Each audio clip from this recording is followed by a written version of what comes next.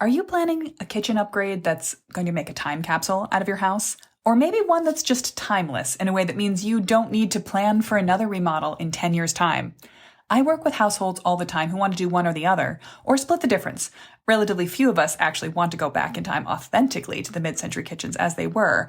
There are still some things that have changed of the dream of the mid-century kitchen back then to the way we dream of living in our kitchens today. And one of the most important ones is how specifically suited to your household, to your family, to your lifestyle the layout of your kitchen is. So if you're looking for ideas to make adjustments to your kitchen or to roll back a previously completely out of period remodel, let's talk about what makes a modern mid-century kitchen a dream kitchen. Hey there, welcome back to Mid-Mod Remodel. This is the show about updating MCM homes, helping you match a mid-century home to your modern life. I'm your host, Della Hansman, architect and mid-century ranch enthusiast. You're listening to episode 1604. I just have one thing to tell you this week before we get started on our main topic, and that is that I hope I'm going to see you at this weekend's live Mid-Century Kitchen Clinic. I really want you to be there. This isn't just a history lecture or a sales webinar. It is a live workshop where we're going to go through some of the real-time planning exercises you need to get through to plan a great update for your kitchen. Whether you're dreaming of a big remodel soon or just looking for some ways you can tweak the space you have with small weekend projects that actually make a difference, you're going to get some great value out of this clinic. Plus, you'll get the added bonus of being in a group of fellow mid-century kitchen lovers, all in the same place at the same time. That magical validation that comes from knowing you're not alone in loving the things that you love about your mid-century home, which will stand you in good stead when you go out into the world and get advised to put white subway tile as a backsplash by your contractor, because the last 5 people he, she, or they worked with on their project liked that solution for their non-mid-century house. By the way, if you can't show up live to get that wonderful feeling of togetherness, if you're not free on Saturday at 11 a.m. Central, but you're still thinking about kitchen updates, do absolutely still sign up anyway. We'll be recording the workshop, and as soon as it's over, we'll upload it to the cloud so that you can enjoy it as a replay on your own time, almost as much as you would in person. The one thing you will miss out by not being live with me is getting to ask your questions live during the course of the workshop and in the Q&A at the end. But if that's you, if you're not going to be able to be there live, just shoot an email or a DM to me in the meantime to let me know that you're coming, you won't be watching live, and you've got your question in advance. I'll be sure to answer it at the end of the live clinic in the Q&A, and you'll see it in the recording at your own convenience. One more incentive in case you needed it. I don't know why you do. This is going to be so much fun, just such a great romp. Even if you don't have big changes planned to your kitchen, you should be there. But I always give the folks who attend these design clinics a limited time discount code to join Ready to Remodel at a more affordable price. So more on that in the clinic. But if you've been struggling to get traction on whatever your plans are this year, or even just to focus on what it is that you really want and need to change about your home, I designed this homeowner planning support program with you in mind, and I would love to help you make your remodel happen and make sure that it's exactly what you need and nothing more. Ready to Remodel takes you through every step of the master plan process with bite-sized lessons, design resources, planning workbooks, and live monthly support from me. The design clinics like this Mid-Century Kitchen Clinic are first and foremost part of a benefit that I offer to my current Ready to Remodel students. And I just make them open to the public as well because they're too juicy to keep selfishly closed. So tag along and get a sense of what the Ready to Remodel program is like. Or just show up for the live clinic to get a jumpstart on your kitchen plans. And then you can worry about the rest of the house later. You can sign up for the clinic at midmod-midwest.com/clinic, or you can just get all the information I'm about to share with you, the show notes, some of the visuals I'm going to talk about at the show notes page, midmod-midwest.com/1604. Last week we talked about the dream kitchen of the mid-century era. Not the kitchen everybody had, but the aspirational kitchen they saw on their TV shows and in magazine ads. Now, today I'm going to talk to you about the aspirational, the dream kitchen of today, which to a certain extent is the kitchen I try to design over and over again in infinite specificity for my mid-century master plan clients. But I want to begin with a comment that might feel like a little bit of a cop-out, because I don't think there is a right answer. And I want to be sure that before we get into universal ideas of what might be beloved about the concept of a mid-century kitchen suitable for today and in the future, that you have the right to do whatever is right for you. Kitchens are so personal. So everything I'm going to say to you, I want you to take it with a large grain of salt. I want you to take it in and see if it resonates with you and then move on it, because I'm going to talk to you about how to create a timeless style in your kitchen. I'm going to talk to you about things I've seen my clients ask for and that we've suggested in all of the kitchens we've updated and upgraded to make them more functional, more social, more multi-purpose. All of these things are good ideas for someone, but I also want you to just sit with the idea that you are the most important element to success in your kitchen upgrade. The most important part of it is how well it suits the life you want to live in your home. And again, this is hugely important to my design ethos. The biggest contrast that I see between how I approach remodels for people and how the big box stores sell them, or, the thing I'm talking about this whole season, the HGTV approach to remodels, that there is one right way, that everyone should make their kitchen look like this magazine kitchen. I don't think that's true. And I see this all the time when I talk to my clients specifically. I always begin by asking them about themselves, their household, their life, how they work in their spaces. When we're talking about kitchens, I get a wide range of answer. And just off the top of my head, 2 of the most recent kitchen conversations I've had with clients came down on entirely opposite sides of this question.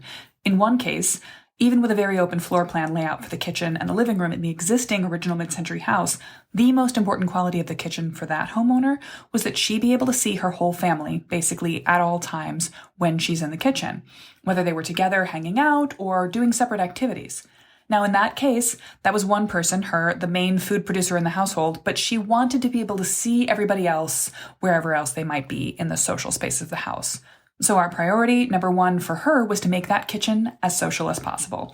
A couple of the schemes we had included a bar stool counter, a social island, a built-in banquette dining area right next to it, views out through to the living room, all the way to the backyard, and more. We opened up a broader window with a front so she could wave at neighbors going by, and just worked to take this open plan kitchen and make it even more flowing. We created one solution where we removed most of the wall between the kitchen and the front door entry next to it, because they're not a formal entry kind of a household, so that way you could walk right in the front door and immediately be at the kitchen island. On the other hand, the other most recent client kitchen conversation I had was a couple that loves to cook together. They want space for 2 people to collaborate in the kitchen, which at the moment is the tiniest of galleys between a brick exterior wall and a structural stairwell, so not a lot of opportunity to make it bigger. But particularly his driving concern was he didn't want anybody else to come into the kitchen with them while they were cooking. When they have friends and family over, those people should stay in the living room and relax, and food will be prepared and brought to them. So the interest was not in making a kitchen that was really bigger. It was just a kitchen that was slightly tweaked so there was room for 2 of them to move around each other, but not to invite anyone else into that space. This creates an entirely different set of design parameters, and we offered entirely different solutions. Even if we had been starting from the same house, which of course we weren't, we would have gone in 2 completely different directions with our layout suggestions to meet the needs of these 2 totally different households. So as we talk about the dream of the mid-century kitchen, back in time, back in the actual mid-century era, from an aesthetic perspective as well as a layout perspective, those elements are pretty consistent.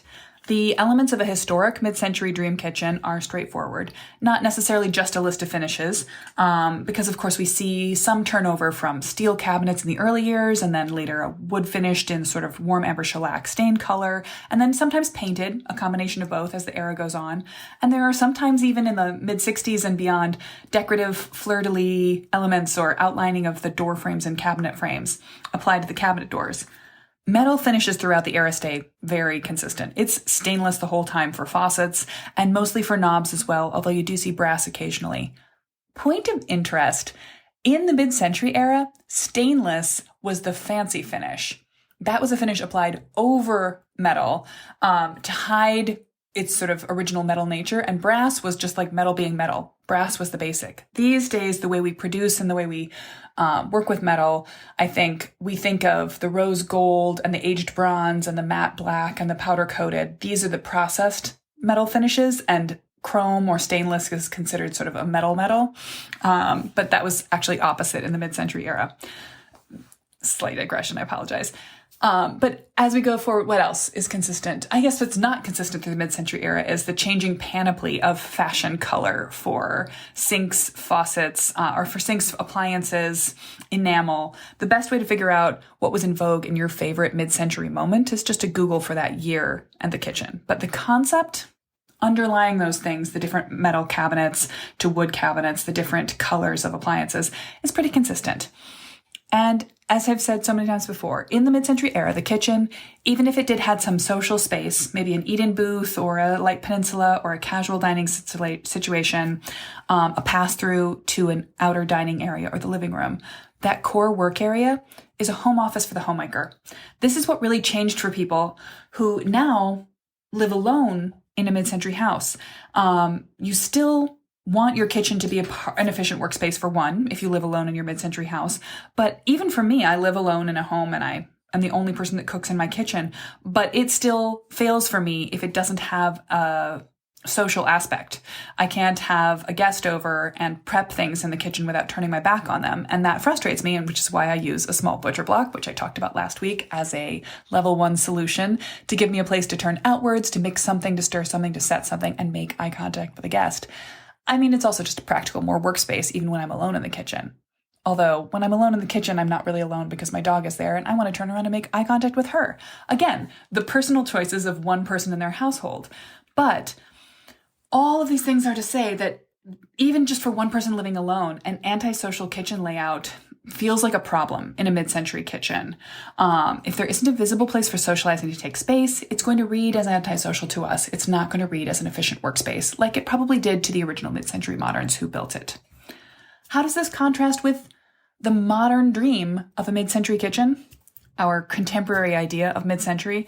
Well, this is where we come back to the idea I talked about last week of what you put into Google mid-century kitchen. The image search results are going to be something that isn't necessarily a time capsule and isn't particularly accurate to that time capsule vintage kitchen. Some of the common design elements are still there. The wood stain, the wood grain, slab fronts rather than ornate cabinet finishes.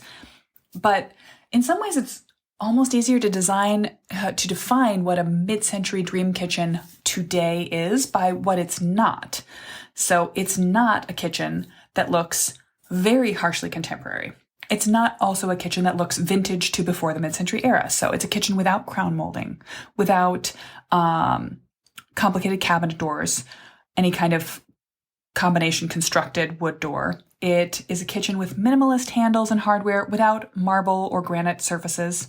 It's probably not gray. It's not filled with can lights because lighting is oriented to a few key workspaces. And it doesn't have any of the signature design elements of other eras. No shaker cabinets, no farmhouse sink, no ornamental woodwork of any sort, no subway tile, no brushed nickel, anything. That's a lot of defining something that is by what it is not. So what is the sort of aesthetic language of a mid-century dream kitchen? Well, it's simple cabinet boxes with slab fronts. Possibly, I would say it falls within the category. It could be a plywood, like a Kerf or a Plykea style of cabinet. It's very simple hardware and fixtures with basic curvature shapes, no ornate fluted style details. It's got some wood in it somewhere, possibly the cabinet faces entirely, possibly counter surface, maybe just some shelving. And that wood that's in the kitchen is speaking to the wood stain color found elsewhere in the house. It's a warmer rather than a cooler tone, and it's probably lighter rather than darker, but it's not blonde. But what really makes a dream mid-century kitchen today is the shift in the layout. The materiality needs to speak a certain language in order to read as mid-century, but the dream aspect doesn't necessarily come from the finishes. It comes from the transformation in our layout. So this is where, whether I'm working with someone whose mid-century style quiz result is modern mid-century, or someone whose goal is to construct a perfect time capsule, the first questions I'm going to ask them when we speak is, how will they live in their kitchen space? And like I said at the top, I do have clients who want a one-person kitchen, clients who love galleys, clients who want a kitchen that's going to keep the riffraff out of their workspace, or more politely, the guests comfortable in the living room. But in most cases, the single most important addition to the layout of a mid-century kitchen is some social workspaces. We need to create some spot where two individuals can face each other across a surface and hold a conversation while doing kitchen activities, so that every moment spent in the kitchen is not a choice between cooking-related tasks or human interaction. It's really nice to be able to do both without shouting over your shoulder. As I talk about what makes a dreamy modern kitchen today, what makes an idealized kitchen, which again has to be so personal, there are a few universal pieces of advice I draw from, and I'm going to borrow actually from the Mid-Century Kitchen Clinic I'll be giving this weekend. I'll be talking about these in greater detail at the clinic. But there's a couple of sort of universal layout language pieces that I use. I don't know if I would describe these as vocabulary or syntax, but I think about these in every kitchen layout I come to. Pretty much any good kitchen has that work surfaces that face into the space rather than all work surfaces facing a wall or window. This just wasn't a common feature of mid-century builder grade ranch house kitchens, so we nearly always need to adjust the layout to make that happen. The next necessary element is you're going to need storage.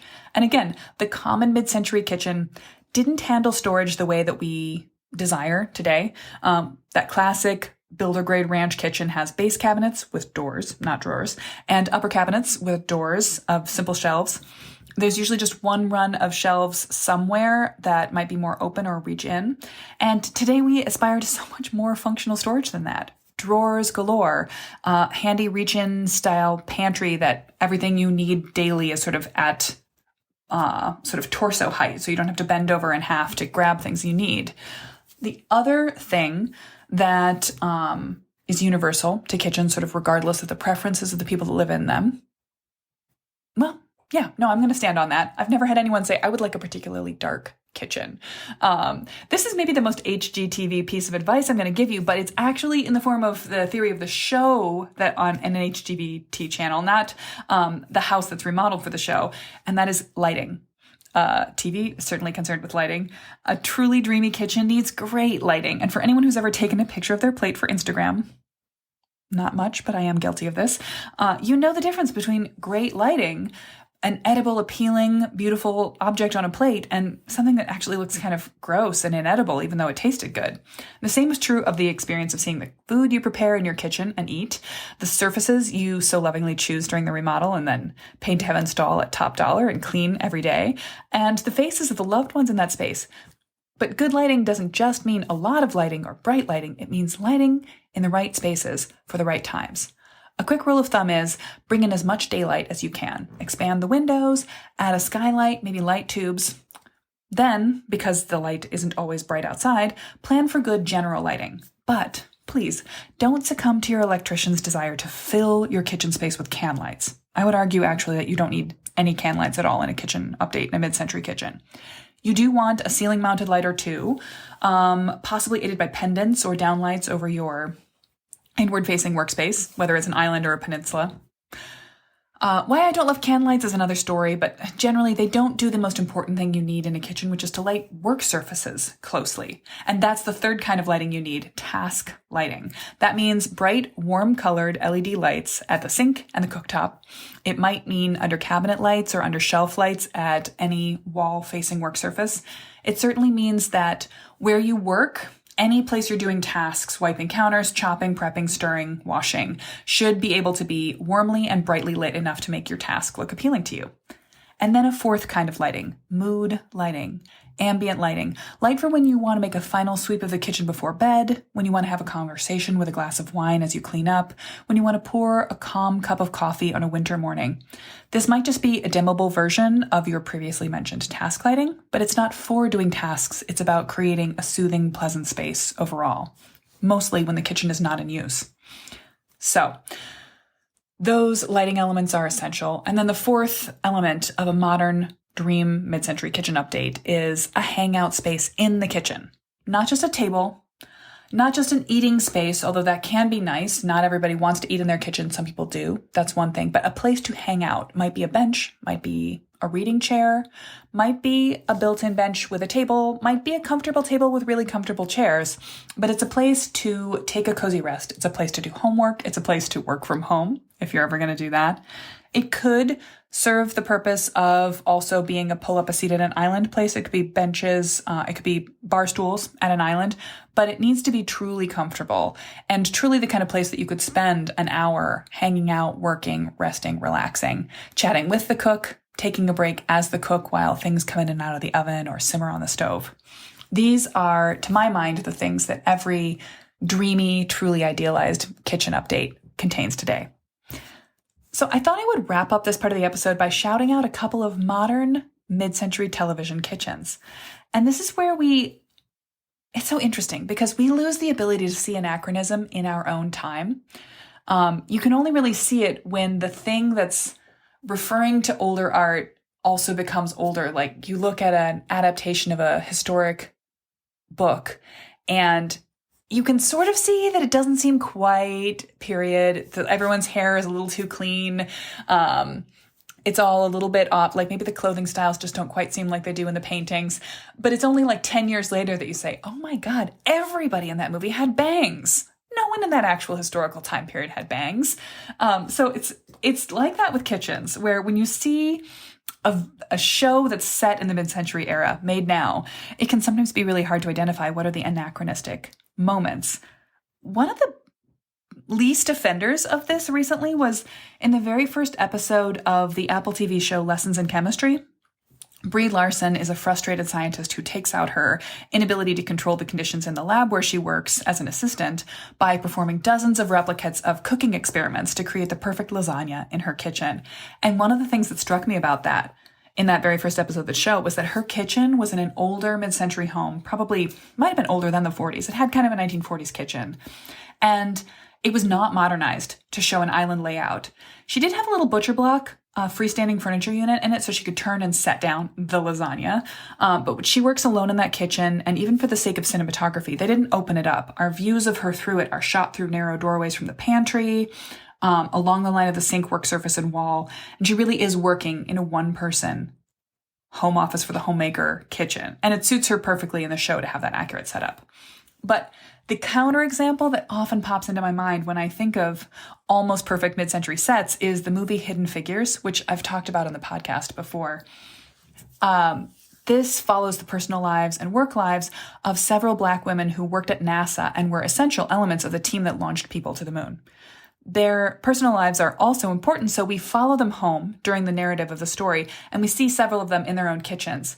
And I was beyond tickled when I learned that the set for this movie was in Atlanta, or this movie was shot in Atlanta, and the homes that they go to are in a residential neighborhood that is a real place, a historically Black neighborhood, Collier Heights, in the area of Atlanta. And I also did a podcast episode about that neighborhood, so go check that out. When was the Collier Heights episode? I think that was in season 2.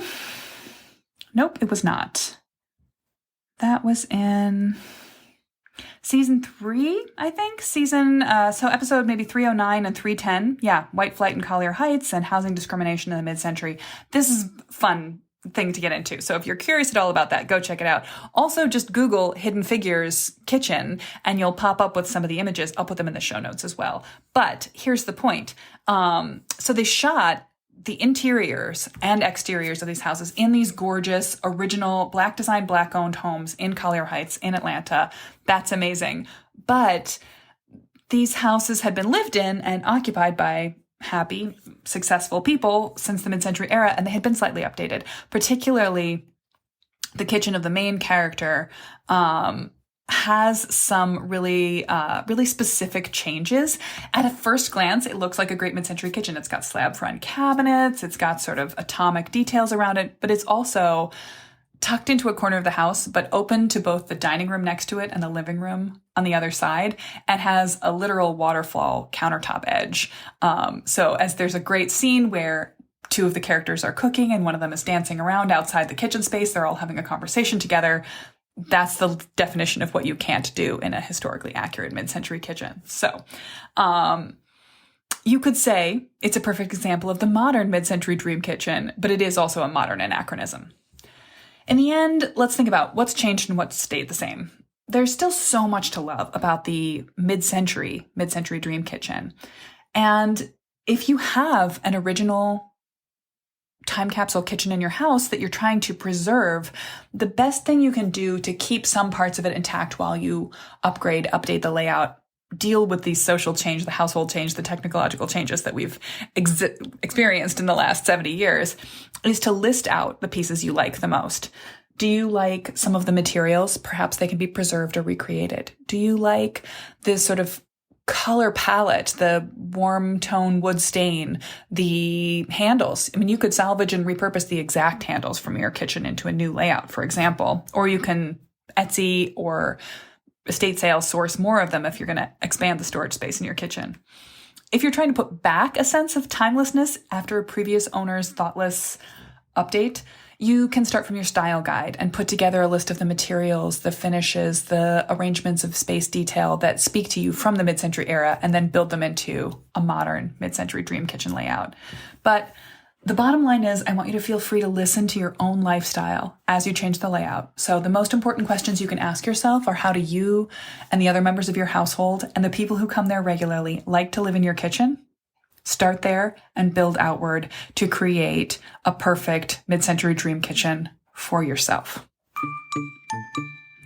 Before we wrap up for the week, here are your weekly words of encouragement. Remember that giving yourself the gift of a master plan is making your life easier. In particular, that third D, distill, is all about simplifying your life.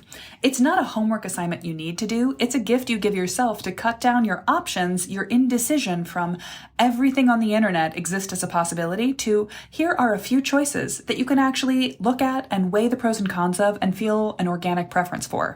Make your life easier in general, save time and stress, save going in circles with contractors about what is not your style, and as a side benefit, create a cohesive looking, designerly remodel.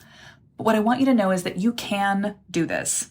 Setting a style guide for your house is not a matter of having taste or being trained in mid-century design. It's simply a matter of ruling things out until you have a set of simple decisions ready to make before you. So give yourself the gift of taking the time to set yourself a style guide. And if you want more help with this, you can go to midmod-midwest.com/style guide to get an easy workbook to set you on the right path for this project. Good luck, my friend. You've got this. Here's what you could do right now, this weekend, to make your kitchen feel a little bigger without a remodel at all. And that is to take off some or all of the upper cabinet doors. Particularly if you live in a kitchen that's been remodeled out of the mid-century era and the cabinet doors you're looking at are a weird paint color, an overly ornate detail, shaker, what have you, not a particularly mid-century choice, why not make them disappear? You can make this happen with a screwdriver and setting them aside. You could always put them back up later if you change your mind. This is, by the way, also the kind of change you could make in a rental unit that's perfectly reversible. But the other benefit you're going to get is not just not seeing cabinet doors that don't match your period. It's also that the kitchen will feel bigger because without changing the floor area at all, you've given yourself a little more visual room, seeing all the way to the back of the cabinet to the wall behind. And so step 2 of this update is take the cabinet doors off. And if you're inclined, you can paint the inside of the cabinets or just the back wall the same color as the wall that's around them to enhance that effect of looking from wall to wall in the kitchen instead of from upper cabinet face to upper cabinet face. This can make your kitchen feel several square feet larger, which will feel like a significant difference. And depending on your preferences for seeing your clutter or not, it might help you feel a little more connected to the things that are happening currently behind closed doors in your kitchen. So, what are you going to take on this week? I'm really curious to find out, and I'd love it if you drop me a DM about the small changes you have made or are thinking about making to your mid-century kitchen.